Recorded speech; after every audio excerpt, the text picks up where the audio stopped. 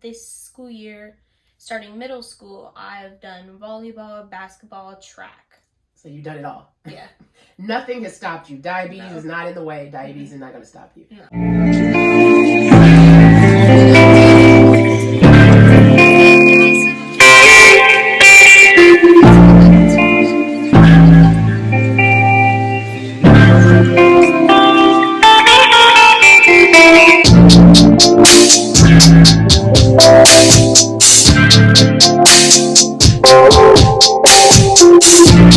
Hello, my powerful people, and welcome back, and welcome to Purple RX. I'm Renata, your friendly and resourceful PharmD, here to help you navigate this health and wellness world with so much information to figure out what works for you, because you aren't for everything and everything isn't for you. So let's find out what is. So I know it has been a while, but today I have a special guest with me because she is my niece, my favorite niece, my only niece.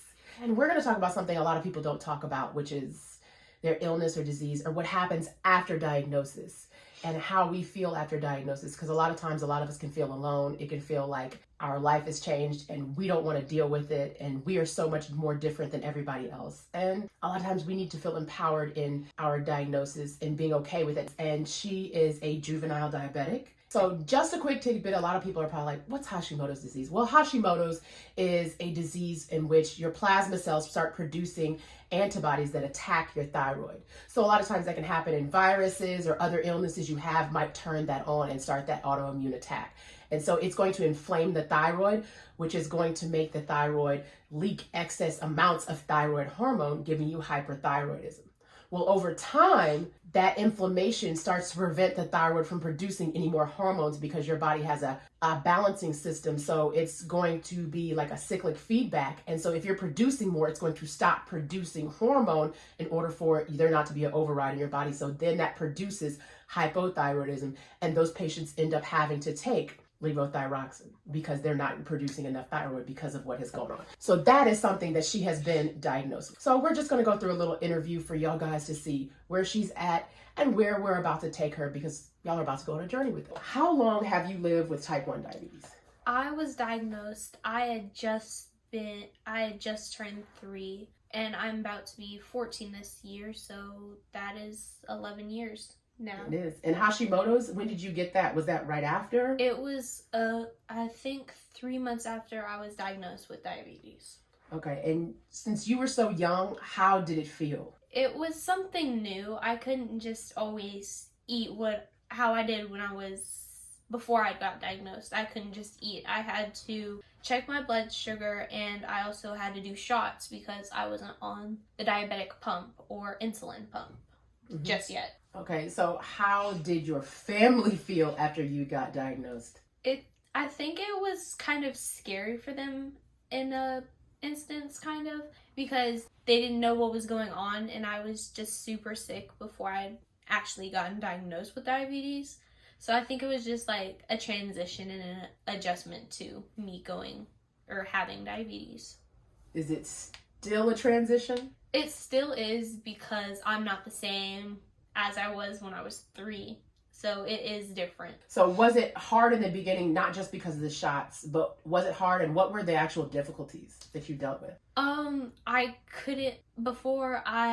To be honest, I really didn't understand it. I was 3. What 3-year-old would really understand it? I wouldn't understand it. To be honest. I'm like, okay, you gotta stick me and prick me now?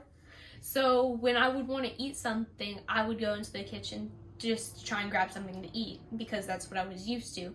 But my mom would get frustrated with me because I couldn't just do that I had to check my blood sugar, make sure I was able to eat, or my blood sugar wasn't high or low. And then I would have to do my insulin shots for however much I was needing to eat. And then I would have to wait 15 to 20 minutes before I could actually eat the food. So I got mad a lot, to be honest, to be a 3-year-old and having to do all that.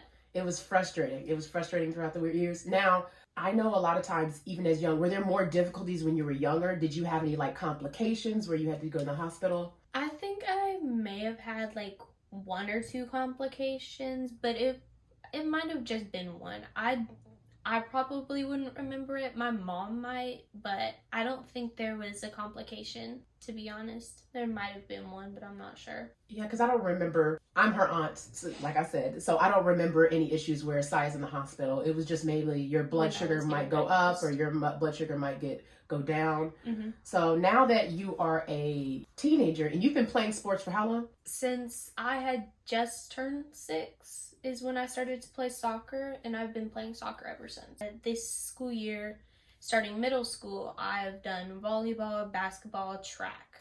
So you've done it all. Yeah. Nothing has stopped you. Diabetes No. is not in the way. Diabetes is not going to stop you. No. Now, has it made it difficult? Does it make you tired more? Or do you have to really, does your blood sugar drop because of the sports maybe, or rise up because of sports? Does that really affect it? How much, and how much does it affect it? It does affect it. Like summertime, since it's hotter, I tend to go like with the insulin and everything, it messes with my body a little bit, so it's a little bit harder in the summer times to play sports, but it's nothing I can't handle. Okay. And playing sports, to be honest, it keeps your blood sugar like in check and in range. Okay. You might go high sometimes, like say I'm 250 or so when I go to a soccer game or something. I don't bolus because I don't want to go low after running and everything, but I might stay around that or go a little bit higher after playing a sport. Okay. And if I'm around like 150 or so, I might go low playing the sport because of all the running and everything. Okay. So do you like the sports? Has the sports really helped you, and Yes. has it brought back your confidence and made you not feel so limited? Because I know a lot of times when we get diagnosed with the disease, we can feel limited. It's helped me because playing sports makes me feel there's no such thing as normal, yes, but it makes me feel more like somebody that doesn't have it because I can still do the same thing that they can, or I could be better at the sport than they can. So it does give me confidence, and it keeps my body healthy, so I'm not just sitting inside all day. Good point. And sports also makes you more aware of your body and how your body is reacting to things and how it's going on. Now, how often do you check your blood sugar? When you were little, you checked it a lot? Was it how often? I checked it when I was little, I would say every 20 or 30 minutes because I was using a finger pricker. It was different now because I have a Dexcom which monitors me all the time. So it's easier now to check it because all I have to do to check it is look on my device and it will show me my number. Before I had to prick my finger, I had to do a lot more steps to it. Do you still have to prick your finger even with the Dex scan sometimes? The Dex scan? I do, but it's not often when I do. It's because when I put my new Dexcom in, it's a 2-hour sensor warm-up. So within that 2 hours, then I'll use the pricker to check. Okay, and you also have a actual insulin pump. Yes. And that's way better than getting stuck in your stomach, it was in your stomach. I would do my stomach, my legs, my lower back, and my arms. Okay. For the shots. And do you have any complications with either the pump as well as the scan? The Dexcom does sometimes. It does go out for like a few minutes and then it will like come back to working. The pump, there's not many complications with that, no. It might come out playing sports, but that's rarely. And are there any downsides to the pump or anything besides them coming out? So the one thing with like the pump, like sometimes when you take it out, it might leave like a little bit of a bump or a little bruise or something, but that's to be expected because of how big it is, because it is a tubeless pump and it's not connected to me all the time how my other one was. Okay. And what difficulties do you ever come up with? Are there any things that just make it hard and make this whole type 1 life difficult, especially because you are the only one in the family that's type 1? The one thing that is difficult is like, say I'm at a birthday party or hanging out with my friends. They can just like always just eat or drink soda or different thing. But I mostly have to drink water or try and eat healthier, be cautious of what sweet I eat because of the diabetes. So it does make it a little bit difficult, so you don't always or can't always just indulge in eating how most people can.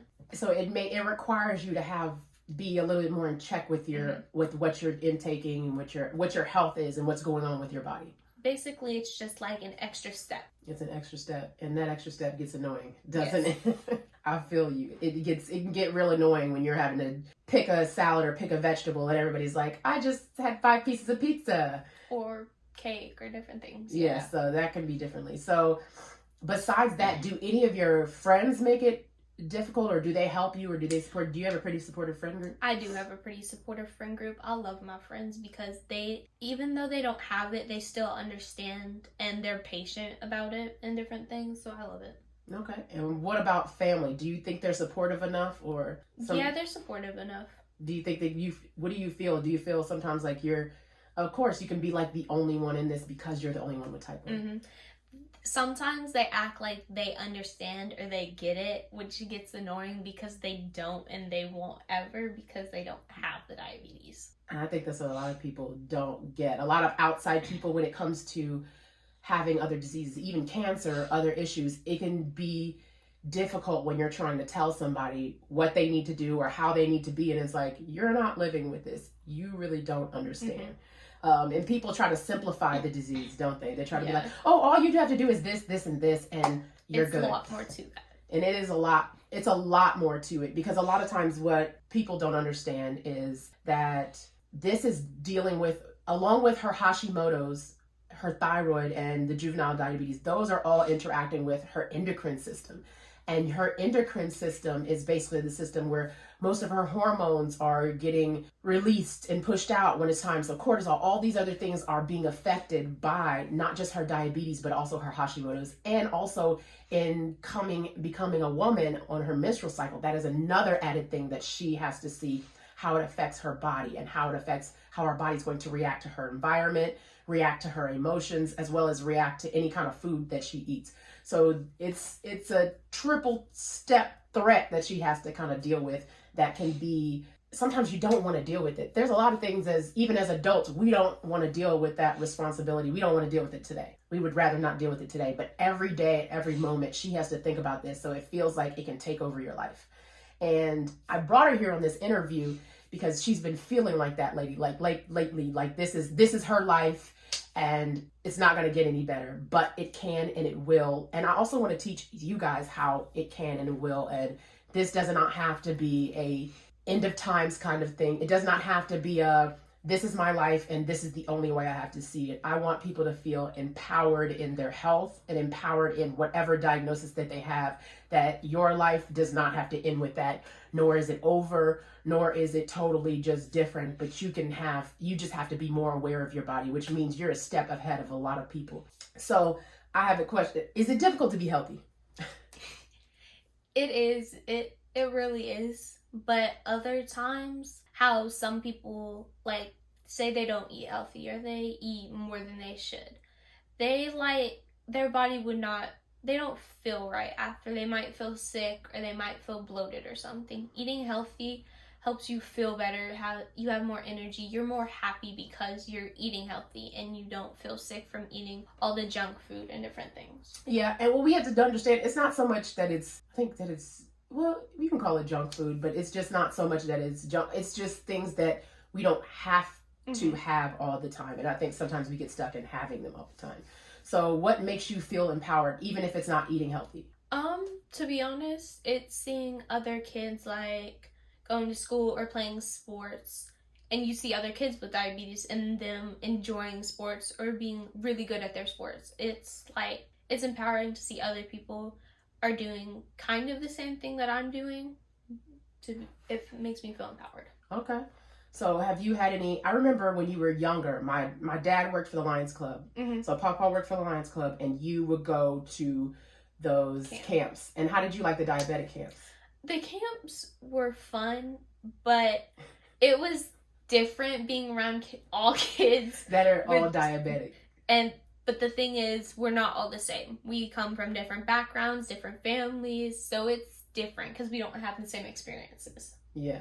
And so it just seems like odd because you're not around most people or all people that don't have it.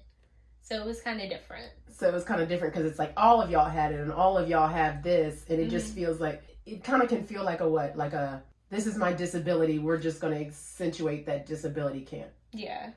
And you kind of want to feel in some way not normal, but like the same as most people that don't have it. It kind You of don't makes it. you don't want your diabetes to be always the star and the Yeah. center of everything. Mhm. You want people to see you and For not me. your diabetes. Mhm. And a lot of times when we're diagnosed with these diseases, people are like, "Oh, you have cancer. Oh, you have this. Oh, you have a transplant." Well, I never did that. A lot of people would never know when they see me that I've had a transplant. They're like, "You had a transplant?" Yes.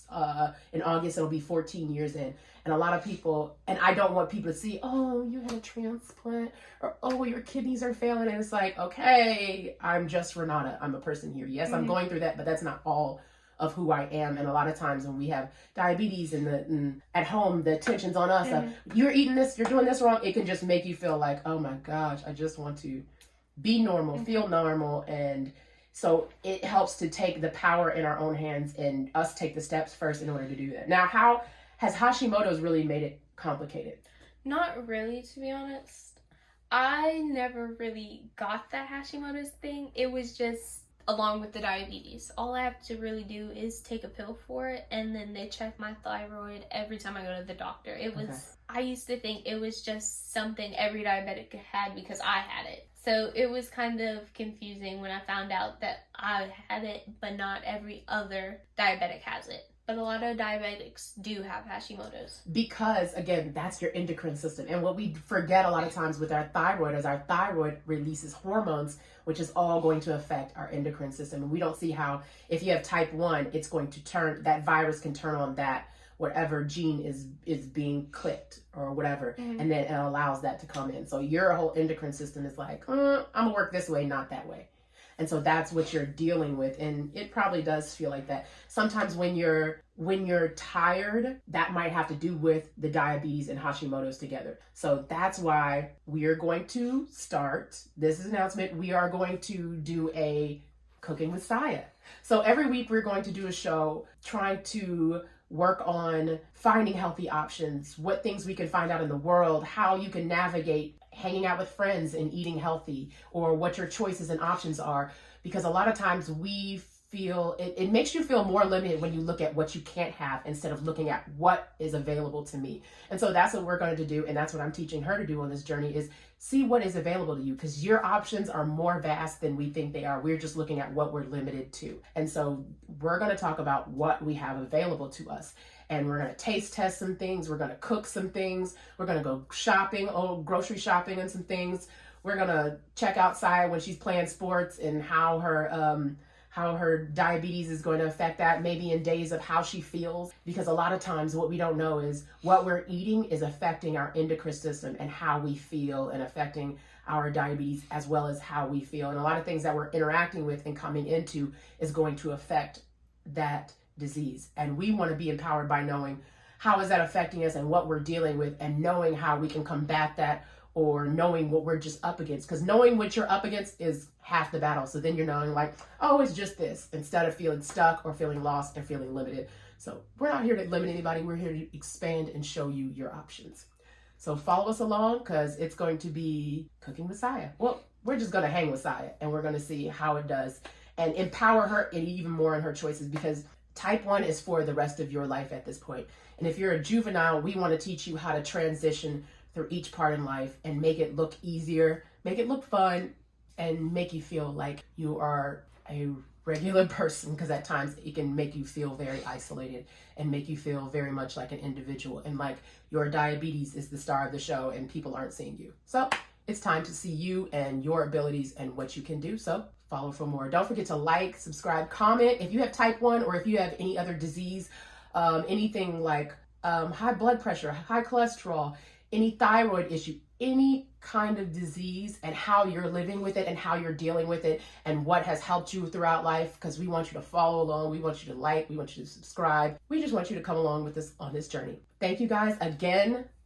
Thank you, Saya, for this interview. We're happy for the next part that's coming to us, and that's going to be coming. And what else would you like to do? If I'm really into the hair, the makeup, the nails, the lashes, and everything, and I either make a care line for people with diseases, diabetes, transplants, and different things that are healthy to them, because some of hair products, skin products, and stuff just make your skin like it doesn't help you, to be honest, with the different diseases. It affects your endocrine system. There's a lot of things out there that are disrupting your endocrine system. So they make it diabetes a lot harder, and they make a lot of your blood sugars go up, and a lot of your digestion is going to be harder because things aren't moving the way they should. And those things are disrupting how your endocrine system should be, and maybe making your diabetes and other things harder. So we're going to work on a product care line. That might take us a little time, but on the rest of the time, you're going to go to the journey with us. If you'd like to donate, I think I'll put my Cash App at the bottom if you'd like to donate, or you can just hit me up and I'll put all the contact information, as well as follow me on TikTok, Purple RX Apothecary. We talk about all these things as well as different things in healthcare and how to get to certain places and guidances you need and help that you need. So thank you once again, and see you guys next time.